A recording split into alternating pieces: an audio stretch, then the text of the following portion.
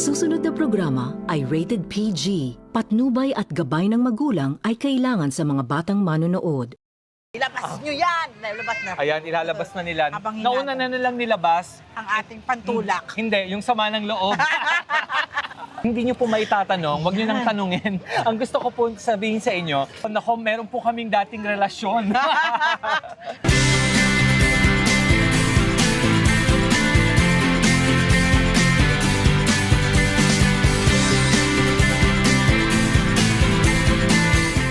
Nagsimula siya bilang isang komedyante noong 90s at sumikat sa screen name niyang Mosang. Mapapelikula o telebisyon, wala nang hindi nakakakilala sa kanya. Pero alam niyo ba na hindi lang siya sikat sa showbiz? Dahil ang kanyang kainan dito sa Quezon City, hindi lang niya kasing sikat, nagba-viral pa. Kaya naman, hindi lang tayo makikipagmaritesan kay Mosang, titikman din natin ang kanyang mga nagsasarapang pagkain dito sa kanyang viral kainan, ang Elseps Budbod. Kaya kung ready ka na, sama ka na! Saan? Ay, sa inyo, makikichika po, Hoy, saka ano naman pala? makikikain. Huwag nating tagalan. Tara! Tara, food trip tayo! Sandali lang!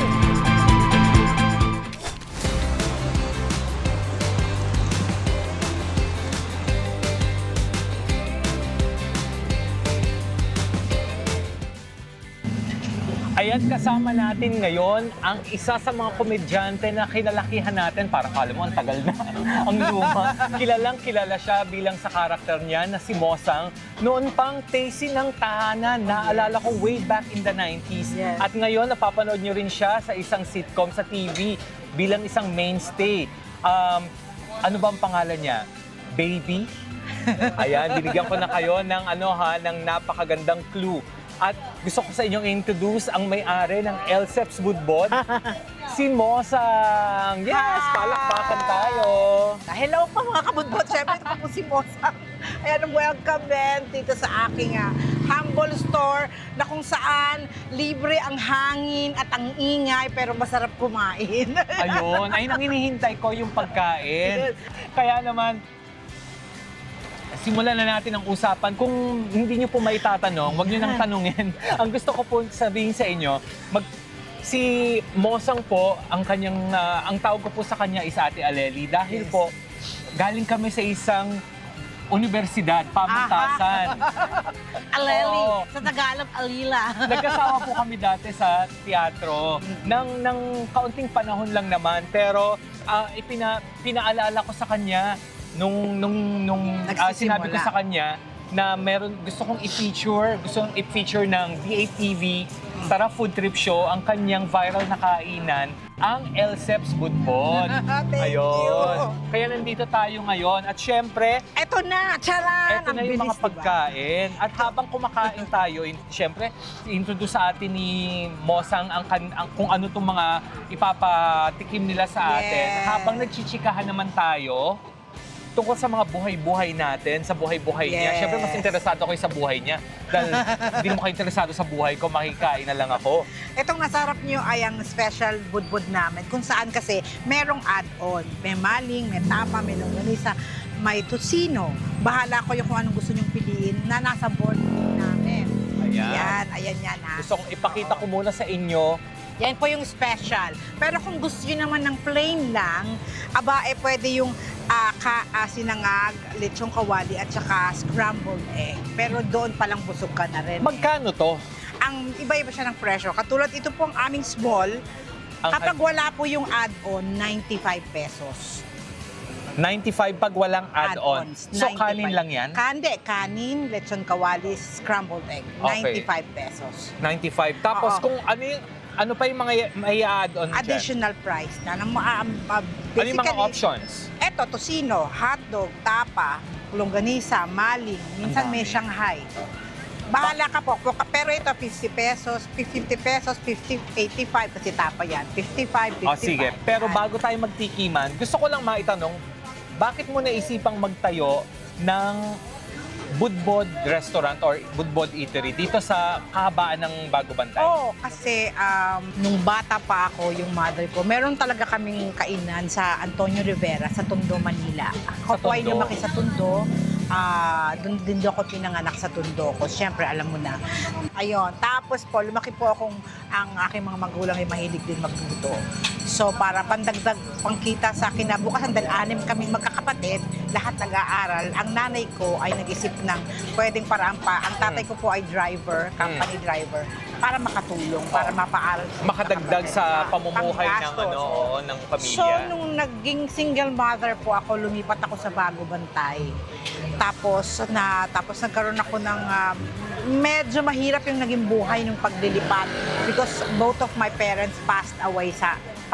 So, malungkot, wala na ko asa. Nasa showbiz ka na ba nito nung time na to? Opo, kasi ano na ako nun Makaupo ka naman? Ay, oo naman. Hindi, oo. Alumni ko po yan. Oo, kasi ano na yun barely 29 years old na ako eh. Okay. Kasi nanganak na ako. Mosang ka na nun? Oo, mosang na ako. Mosang ka na nun? Naging single mother na ako noon eh. Oo. That time eh. And Oo. then nagkasakit nanay tatay ko. Oo. So, kailangan ko nang lumipat ako. I chose na makipagsapalaran. Ikaw lang ba yung nagtaguyod? Siyempre, ikaw lang, pero may mga tumulong ba sa'yo? Lalo na nasa showbiz ka na, uso ang tulungan, siyempre sa kapwa, Nung panahon na artista. yun, nagkaroon ako ng isang commercial na soft drinks. Soft drinks, ayan. Dahil yung commercial na yun, yung perang yung inilaan ko, nag-isip ako na kailangan ko ng meron akong makikita sa pinagkakita, which is my ugali talaga. Oo. Usually, for example, yung second floor ng bahay namin sa Tondo, galing yun sa kita ko sa pangako sa'yo. Something like that. Ito Pero galing totoo itong Opo. nasa pangako. Yes. Sa'yo, ikaw. I did pangako sa'yo. Okay. Bago ako nawala sa ABS, ang 2 years ang pangako sa'yo. Oo. Ang laking tulong nung sa akin kasi nasa ospital nanay ko. And one of the person who helped me there also is Jean Garcia. Okay. Pero mainly, yung pinakamalaking parte ng buhay ko na nakatulong sa akin that time, nung nasa ospital ang nanay ko, was Judy Ann Santos, Piolo Pascual, to name few. Ang dami. Oo. They're my good friends. Oo. Hospital pa lang. Tapos, nung umalis na ako sa bahay na, since when I got this commercial, sabi ko, gusto kong may paglaanan ng pera ko kasi lumalaki na yung anak ko. Oo. Tapos, baka hindi habang buhay merong pagkakakita. Oo. I'm a single mother. Yung mga panahon na yon, yung anak ko, dito kami nagstay na sa Bagong Bantay until from elementary to high school life niya. Oo. Habang nakatayo to. Oo. So, kailan mo itinayo ang LSEPS? Nung year, hindi pa siya LSEPS, iba-iba pangalan niya. Alam mo, nakakatawa, meron akong trivia habang nag-uusap kami, habang iniimbita ko si Mosang na sa interview na to, sa shoot na to, sabi ko sa kanya, paano po ba pinopronounce yung LSEPS? LSEPS po ba o LKEPS? LSEPS is actually the name of my son, combination, Elijah Sepia. Pero originally, ito ay ang una kong tindahan dun sa side na yon. Oo. Tapos naging, ano lang siya, una nung nag-venture ako, sabi ko, magtinda tayo ng mga ulam-ulam. Oo. So, Sige. nag-ulam-ulam ka muna? Na-realize ko, lahat pala dito sa Bago Bantay, magagaling na sa mga ulam, expert. Oo, So, maraming karinderya, ganon. Oo, tapos yung unang makakita namin, 250 a day, 150. So sabi sa akin nung kasama ko, fight ka pa. Sabi ko, sige, nagkaka-taping na ako. Sige, laban pa rin tayo. Paikutin, huwag tayong bibitaw. Sabi ng tulong sa akin, tulong sa akin ng airmat ko, hanggat meron kang pampuhunan, pagkain ng Diretso lang. Oo. And then, makaisip ka ng signature dish mo. Pag may signature dish ka, yun ang babalik-balikan ng mga tao. Parang Ay, yung ang doon ka buhay namin sa makikilala. Antonio Rivera, ang husay ng Bicolana nanay ko. Oo. Magaling magluto yun ng Oradon. laing. Oo, ng laing, mga kaldereta, specialty ng nanay ko, yung binabalik-balikan. Oo. So, Yun. dito nagsimula ang LSEPS. Nakaisip ka ng... Oo. Pero, maitanong ko lang kasi, dito ba sa Bagong Bantay, Bago Bantay, ikaw lang ba ang may budbod? Kasi ang dami na ngayong mga budbod Ako po restaurant. ang